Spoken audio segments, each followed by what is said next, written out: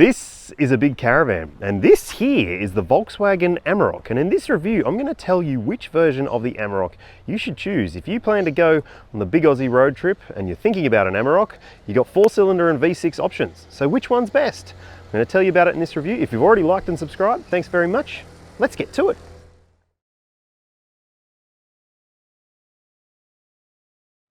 There are a few different variants in the Volkswagen Amarok range, and obviously there's a division between the 4-cylinder models and the V6 versions. Now I'm going to put some pricing on your screen for the 4-cylinder range, and you can see for yourself that it is obviously in the more affordable end of the Amarok lineup. And now I'll show you what the V6 versions cost. Yes, you can get a style model with the V6, and apparently that's the most popular choice in the lineup. And I reckon it makes a lot of sense if you are going to be doing something like this. Yes, that is a very big caravan. We've got two different caravans, both around the 3-ton mark. I'll tell you a little bit more about them as we go. But honestly, it's really going to depend on your budget as to which one is going to be the right choice and how big of a caravan you're going to be towing as well. Righto, let's talk about some of the weights and capacities for this vehicle. On your screen, you'll see the GVM, or the gross vehicle mass, for the 4-cylinder version that we're using to tow in this video, and also for the V6 model as well. Now, payload is obviously something you need to keep in mind, and remember that your tow bar down weight also eats into your payload. So you can't go fitting 5 people and 500 kilos of stuff and tow something this big. That's just not going to do the job for you. So make sure you do your maths and make sure that you don't exceed the gross combination mass, which I'll put on your screen now for the 4-cylinder version here and also for the V6 model too. So look, you really need to do your maths. You really need to think about how much weight you've got behind you. This is a very large caravan and it weighs a lot. I'll give you a bit more details on each of the caravans being towed in this test in the driving section, but yeah, you need to be mindful of what you're towing.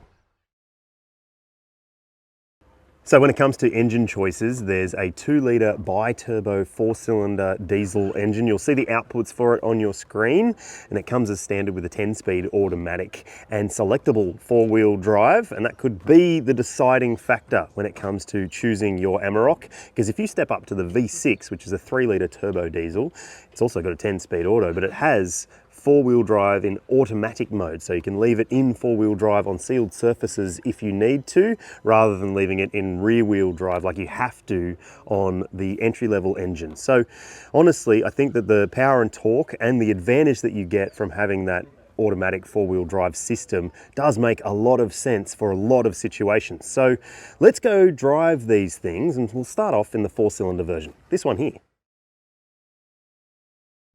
All right, so we're starting off in this 4-cylinder version of the Amarok, and it is up to the task. It doesn't necessarily feel like it's underdone in terms of grunt. And remember, it's got 500 Newton meters, which is more than some vehicles with larger capacity engines in this segment, but it's got a smaller downsized turbo diesel engine because it's a bi-turbo setup. So it does have that more linear progression through the rev range, and it's also got a 10-speed automatic transmission, so there's plenty of gears to play with as well.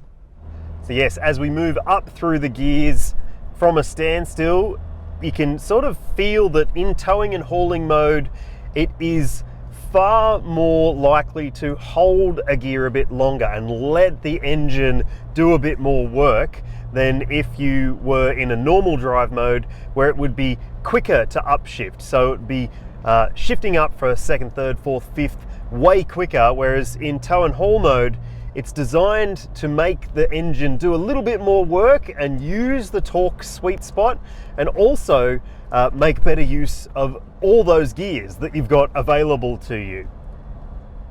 So the 2-litre bi-turbo, I mean, it's a little bit lighter than the V6 model, and so it does have a slightly lighter feel to the way that it drives as well. And like, you know, when you do put something that's quite heavy on the tow bar of a vehicle like this, it's not unusual to feel like the nose is pointing up a little bit and you have a bit more lightness at the front axle, but it's actually feeling pretty good in terms of directness for steering and also for the handling of the vehicle. It actually feels like it's nicely planted. You do get a little bit of that bouncing up and down or porpoising, but it's not too pronounced, and it's easily controllable, which is good.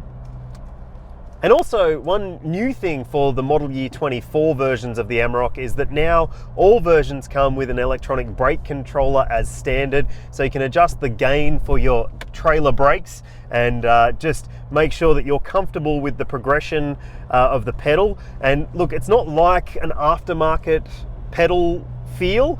It doesn't have that same sort of nothing and then a grab. It's got more of a progressive feel to the brake pedal. So it is a pretty impressive experience when it comes to going and stopping in this vehicle. And obviously you do have to be conscious of things like your stopping distances.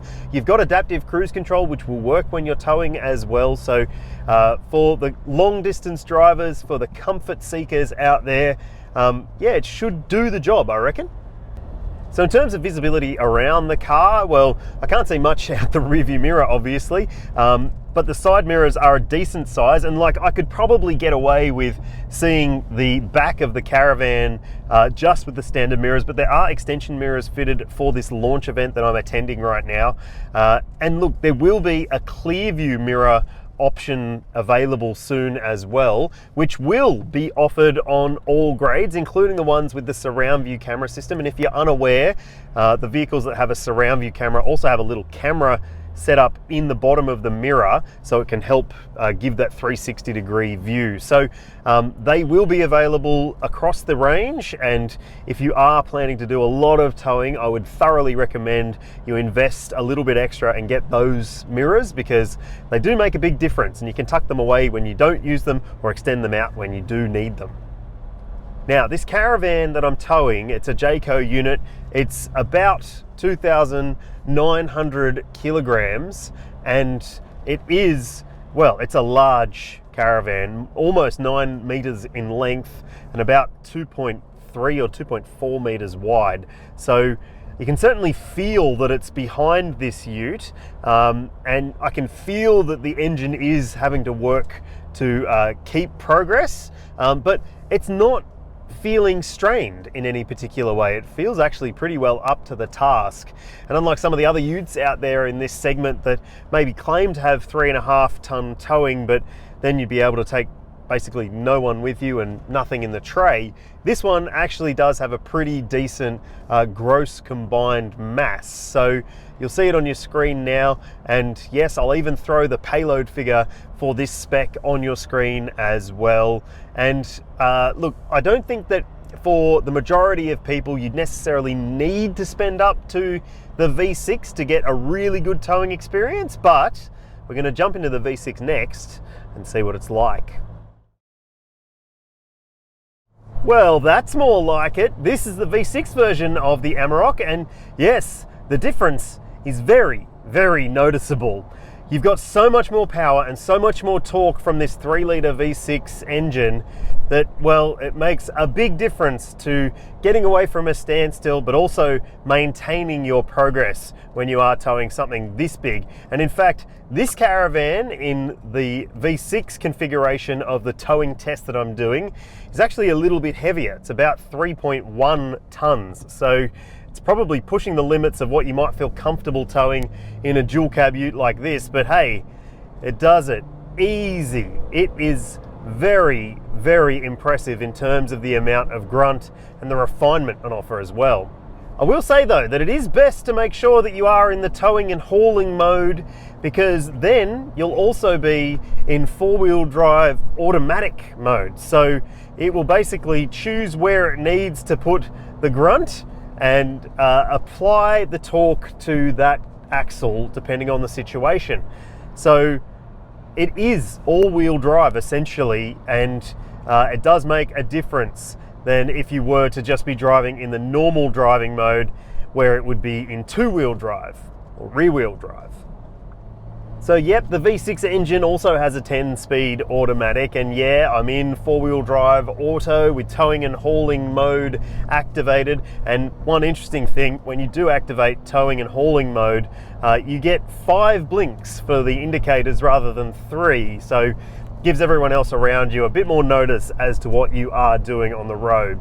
Now, when it comes to the difference in terms of the drive experience, it's noticeable. Obviously, the engine transmission, it's doing a different kind of job. This engine is gruntier and the transmission is maybe a little bit less stressed, but I'll also say that from a standstill, I noticed that there was a bit more of a driveline shudder in this V6 than there was in the 4-cylinder. Maybe I was just putting my foot down a little bit harder. Maybe that's what it was.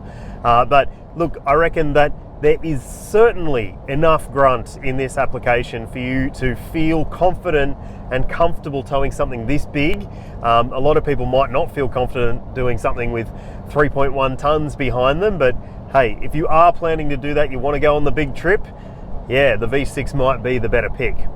Just like the 4-cylinder one, the ride and the level of control in the vehicle is still very, very good. I think that the V6 does feel just a little bit more planted on the road. It's got a heavier engine, so it just has a little bit more weight at the front axle, and to me it just feels a touch more confident. And also, obviously, it's got the 4-wheel drive automatic mode, so it is in all-wheel drive, so that could be playing into the calculations in my mind of what makes it feel better as well.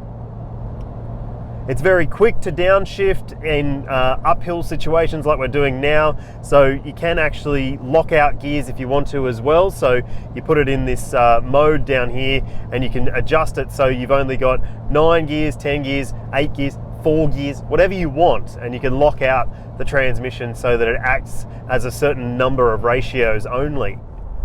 Also, just worth pointing out that the V6 version for this towing test has a lift kit fitted. It's an Old Man Emu suspension setup from ARB, and it is absolutely brilliant when you're not towing and very impressive when you are. So the big question for a lot of people who plan to hit the open road and go towing is fuel consumption figures. So what can you expect if you're comparing a 4-cylinder and a V6 version of the Amarok? And will the V6 be too thirsty for your budget? Well, in this test, and like, I'm not saying this is the most scientific of tests, but in this test, the V6 is thirstier. In reality, in normal driving, it will be thirstier than the 4-cylinder as well.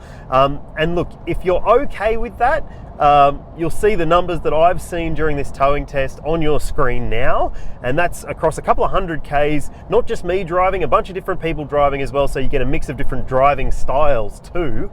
And same story for the 4-cylinder version. I'll put the numbers for it on your screen now. So there is a noticeable difference in terms of at least displayed fuel consumption. So maybe the 4-cylinder does make sense if you are strictly on a budget and maybe you aren't planning to tow something that's 2.8 tons or higher. I think the sweet spot for that kind of application for this Amarok ute would be around that 2,500 to 2,800 kilo mark. And if you're planning to do anything bigger than that, it might actually well be worth spending the little bit more to get into the V6. So the 4-cylinder model is going to be cheaper to run, and it's also cheaper to buy the vehicle itself. But what about ongoing costs for ownership? Well, it's identical between the V6 and the 4-cylinder model, and there's a service pack for 5 years available if you want to buy that and roll that into your finance repayment so you don't have to worry about budgeting for servicing later on. You can do that. Or if you just want to pay as you go, that's available as well with a cap price plan for 5 years too, which works out at the same average annual cost anyway. Yes, that means 12-month, 15,000 kilometer intervals. And there's also a 5-year unlimited kilometer warranty and a 5-year roadside assist plan offered too. Now, if you are considering resale as part of your ownership costs, and probably you should be, I would suggest, and I'm getting out my crystal ball here a little bit, but I would suggest that the V6 might hold its value a little bit better, not only because, well, it's the more in-demand engine and it's only available in the high-grade versions initially at least. It just seems that based on the existing Amarok range, the V6 really did hold its value pretty well. So there you have it. It's obviously your money and your decision, but if it was me and I was choosing an Amarok and I plan to do a lot of towing, I think that the V6 would be something I could justify spending a little bit extra for. It just makes for a more enjoyable driving experience and a little bit less tiresome when it comes to towing as well. Tell me what you do in the comments section below, or if you choose something different, I'd love to know. And if you haven't already, please do hit like and subscribe and help me grow this channel. I'm enjoying your commentary, I'm enjoying your feedback, and I hope you're enjoying what I'm doing. So thanks for watching, and I'll see you in the next one.